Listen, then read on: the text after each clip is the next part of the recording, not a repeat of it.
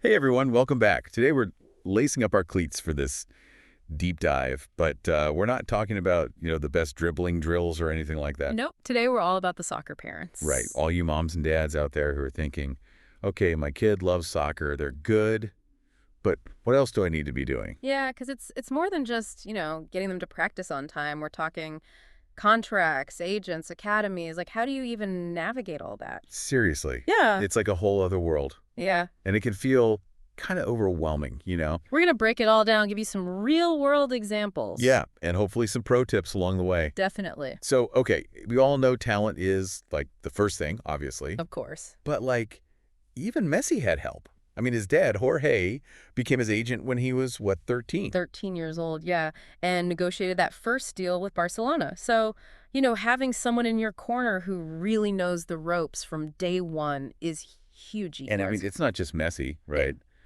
Neymar, Hmm. Mbappe. Oh, yeah, their dads were super involved too, taking Mhm. care of the business side so those guys could just focus on playing. So it's like having a manager, a lawyer, a therapist, all rolled into one. Pretty much. But look, it's not just about, the big names, the superstars. There are a lot of players whose families are really involved. Okay, yeah, because, I mean, not all of us are related to Messi, unfortunately. Right. Take Ilko Gundogan, for example. Ubuam. Remind. Plays for Barcelona. Midfielder. Oh, right. German national team, too. Exactly. And his uncle was his agent. See? You don't need a fancy agency. Family first. So are we saying, like, ditch the agents altogether? Well, not so fast. There are definitely some good reasons to have an agent, especially someone with experience. They've got those connections, and they've been through those contract negotiations a million times. There's got to be a catch, right? Like, it Yes. can't all be sunshine and roses. You're telling me, let's just say, the agent world, it has its share of sharks. Not everyone has your kid's best interests at heart. So how do you even tell the difference? Like, how do you know who to trust?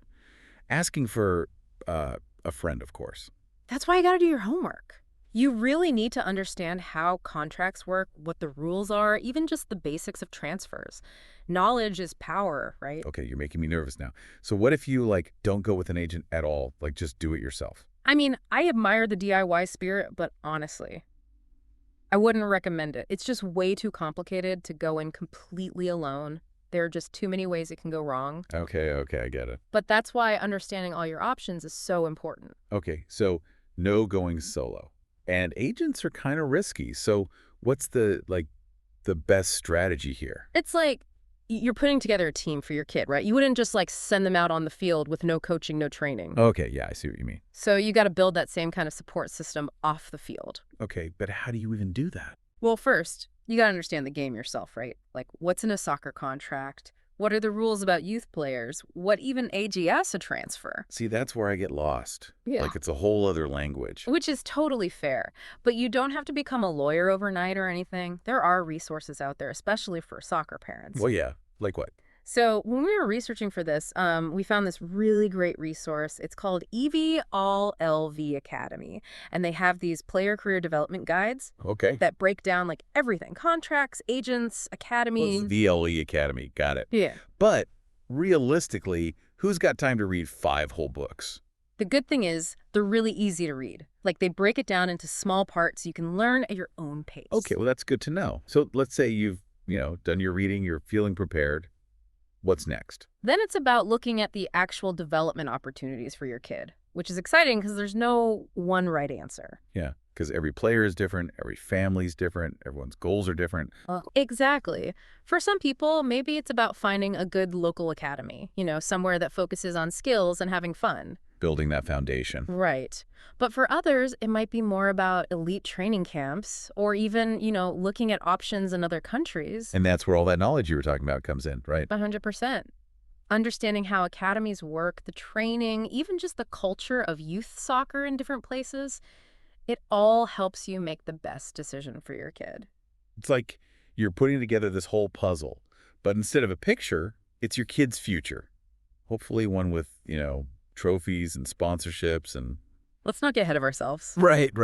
It's awesome to have those goals, but it's not all about going pro either. True. It's got to be about the love of the game too, right? Exactly. Nurturing that passion. Yeah. And all those other skills they're learning, teamwork, discipline, Those are important no matter what. It's bigger than just soccer. 100%. It's about those life lessons that they'll carry with them forever. And, sometimes even when you're trying to do the right thing, it can get kind of messy.